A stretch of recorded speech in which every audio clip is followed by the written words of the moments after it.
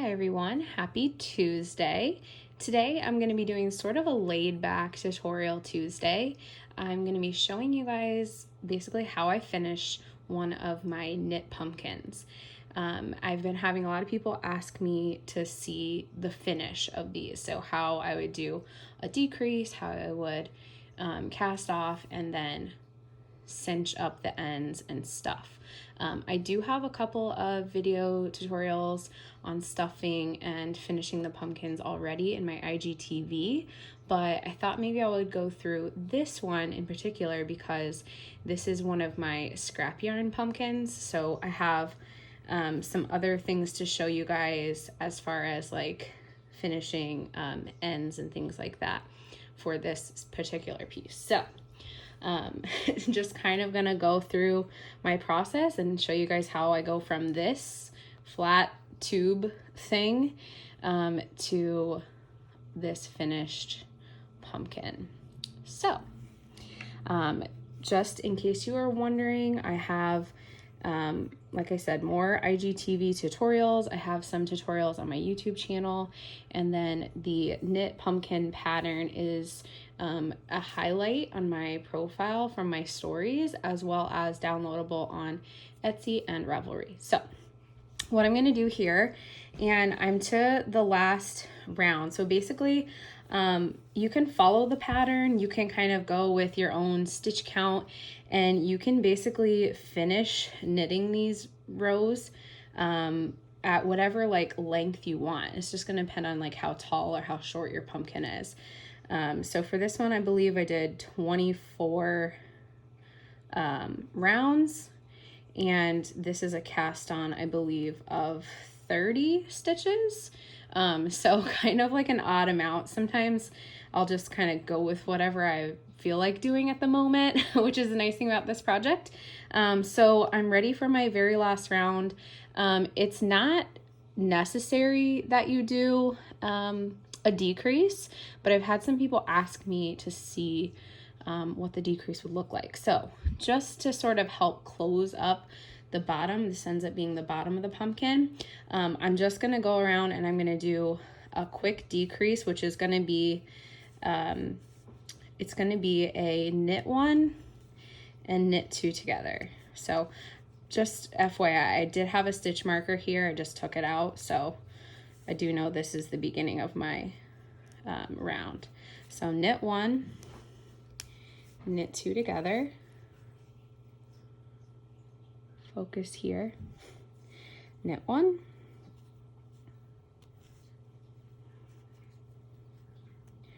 knit 2 together, and I'm just going to continue that all the way around. Sort of scrunch my stitches here. Knit 1, knit 2 together. So this is just going to make it less loops to have to run your yarn tail through at the end, and it'll make it a little easier to close up the bottom of your pumpkin. And this particular color combination is basically just a bunch of yarn scraps that I had been saving for like a while. It was like leftover things, little bits from hats I've made and other projects. And so I kind of just decided that I was going to do some scrappy pumpkins. And this project is so perfect for using scraps of yarn and smaller amounts of yarn because you don't see the inside of the project once you stuff it. So it's really easy to hide like a bunch of yarn tails. So that's why I really like doing the striped look with these. And it's a really good way to use up your scraps. So I'm almost to the end here. It kind of can get a little wonky when you're working on circulars with such a small number of stitches, but I kind of just scrunch my stitches down.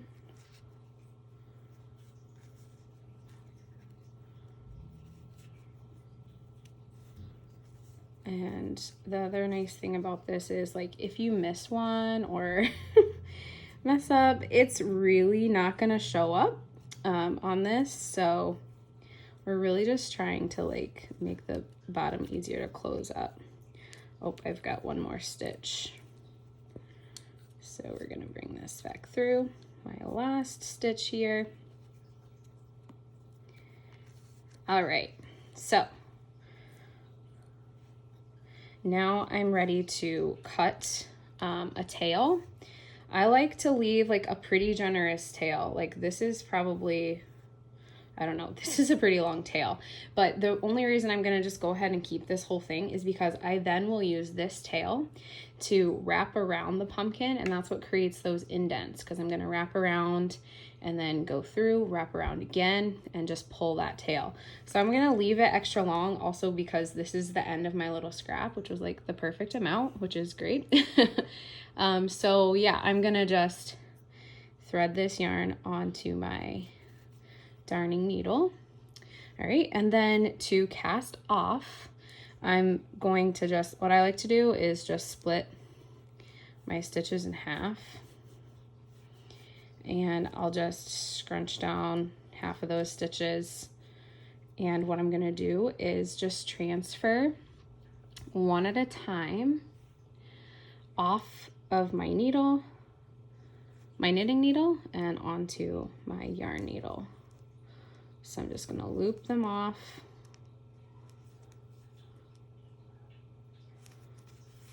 So you can go at whatever pace is best for you, one at a time, or sometimes it works to kind of just run them through multiple stitches. And then I'm gonna pull that yarn tail, but not like completely yet, because what I wanna do is then scrunch down the rest of these stitches on the other half. Make sure I got all of them there.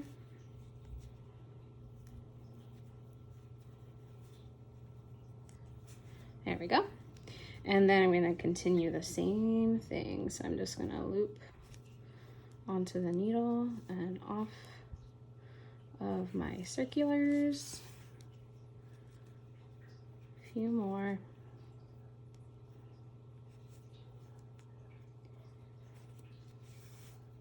So this edge is gonna end up being the bottom of my pumpkin, and the original cast on edge down here, this is gonna be the top, and I'll show you why I have it that way.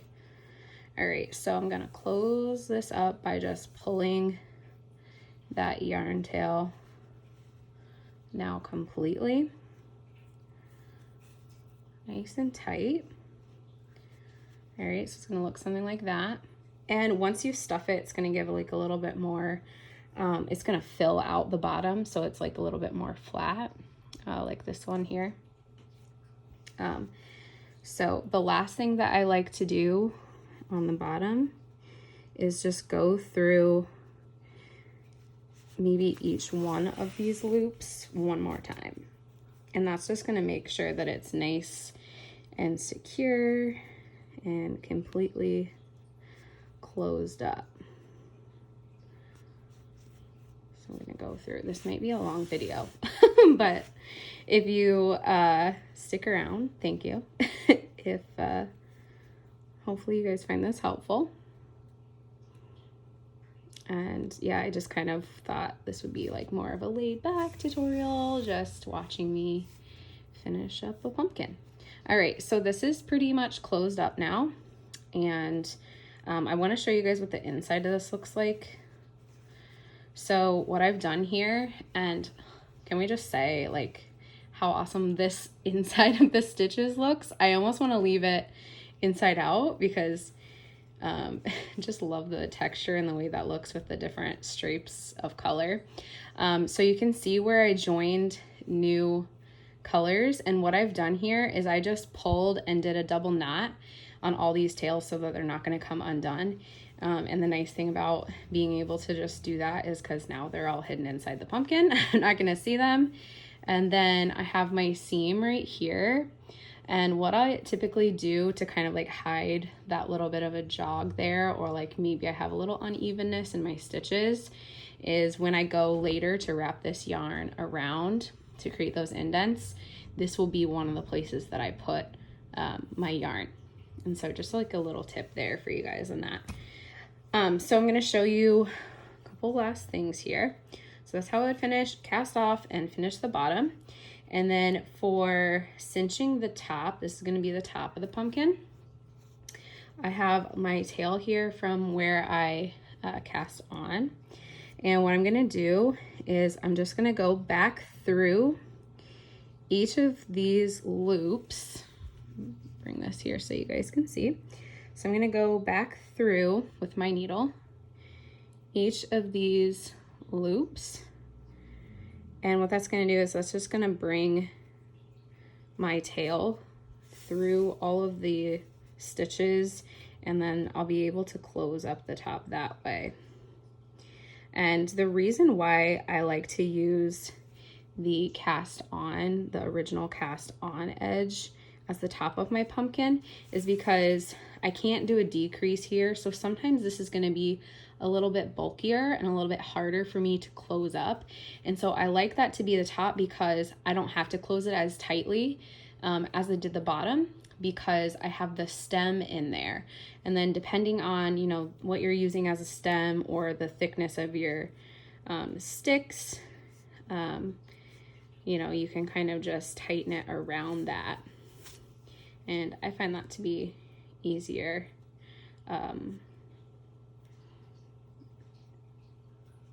As the top of the pumpkin.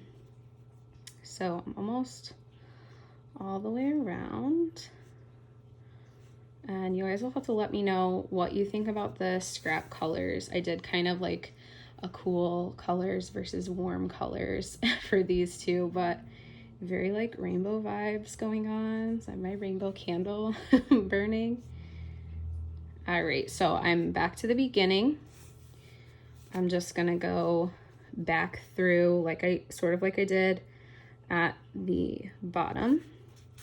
I'm gonna go back through just a couple more of these stitches at the beginning, just to like kind of double back and make sure it's all good. Now I like to leave a little bit of like a bigger opening until this is stuffed, and then all I have to do is pull this tail, right? And so I'll show you guys some of how I will stuff this pumpkin. We're just gonna go for it. We're just gonna make this a long video, and that's okay. So I like to use a combination of just some fiber fill along with like extra yarn scraps. This is also a really good use for extra yarn scraps. I shared last year with you guys a way to use cut up plastic bags. You could use whatever you have available. You could use newspaper, you could use like old receipts. Like let's be you know, reduce, reuse, recycle, right? So I'll start stuffing. As it starts to get a little more full, I'll start closing it up a bit. But yeah, this part here is really all going to be your preference. Like how much stuffing do you want? I like to flip my pumpkin over and just kind of like, I'll kind of squeeze that stuffing down so that the bottom gets nice and flat there. Again, making sure that this is closed up completely. And then once I've done that, I'll know how much I really need left at the top here. This is turning into just like a whole pumpkin video, except for watching me knit it, but definitely you guys will have to try out this pattern. This is just the all knit version, all knit stitches. This one over here is the pattern that I have with the knit to purl one combination. So it's giving that ribbed look to it. So, you know, lots of different options and styles to sort of play around with. All right, I'm to like a good point here where it's like holding its shape. I love these colors so much.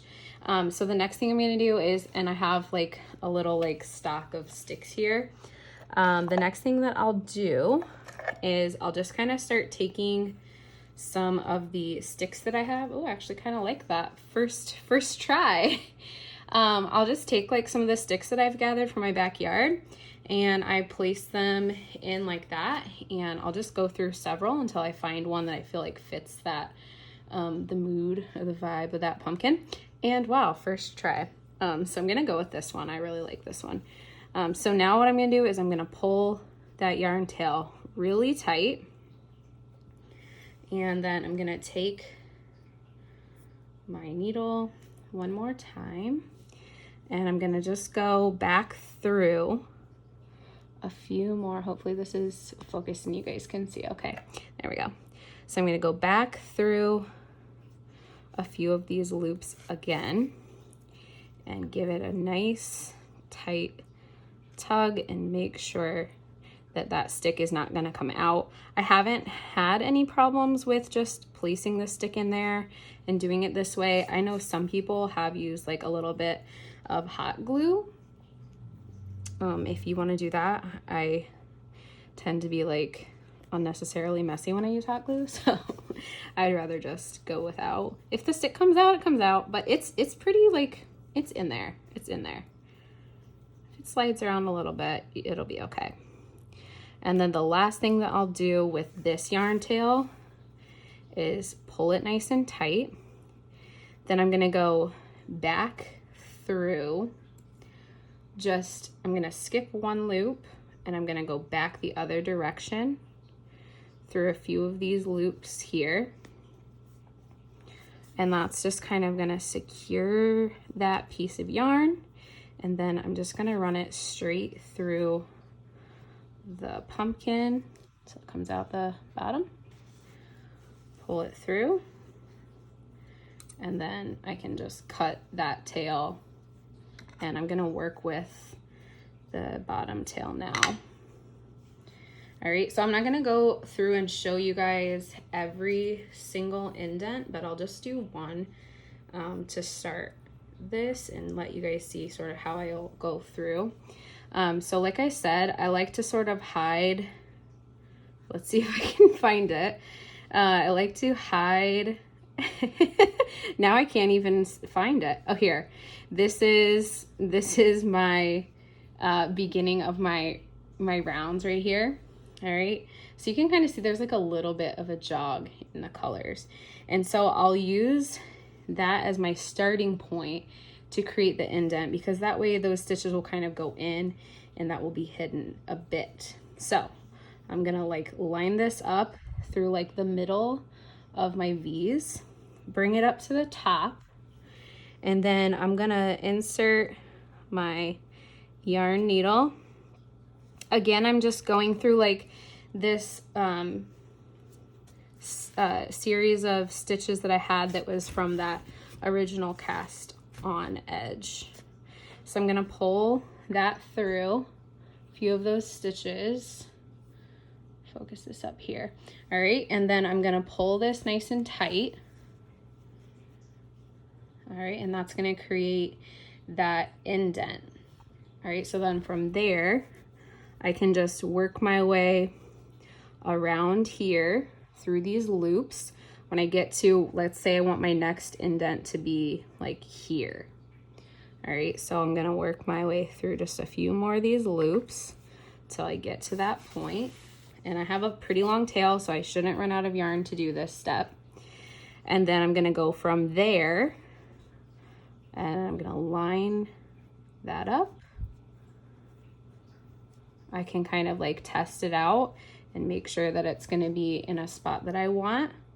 All right, and there's no like right or wrong. I like to do 1, 2, 3, 4, 5 of these indents, but you can go through and you could do 4, you could do whatever your little heart desires. All right, and so I'm just gonna continue with creating those indents and go all the way around my pumpkin.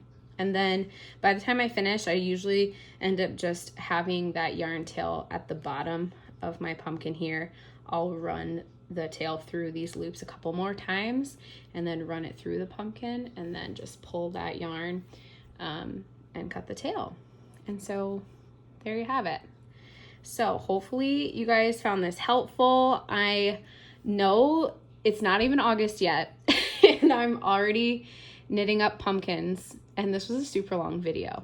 But I hope you enjoy it. I hope that you're enjoying this pattern. I've seen so many people making these pumpkins and it makes me so happy that you love knitting them as much as I do, because I do really love making them, especially these scrappy ones. I hope you guys try this out. Please tag me so I can see your pumpkins. And if you guys have any questions, put them in the comments, and I hope you have a wonderful rest of your week.